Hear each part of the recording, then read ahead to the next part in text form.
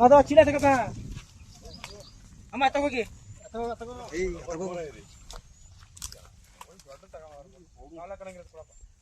ದೊಡ್ಡದು ಚಿಕ್ಕದಾಯ್ತು ಅದು ದೊಡ್ಡ ಕಾವಲ ಬೇಕು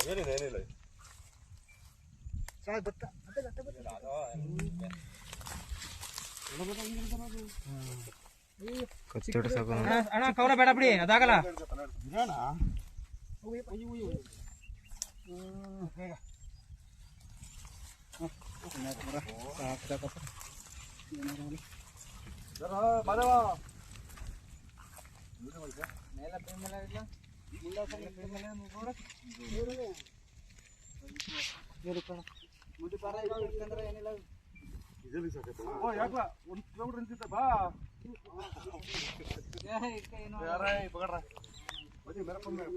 ಇದು ಸಾಲಲ್ಲ ಅನ್ಸುತ್ತಪ್ಪ ಸಾಲಲ್ಲ ಇದು ನನ್ನ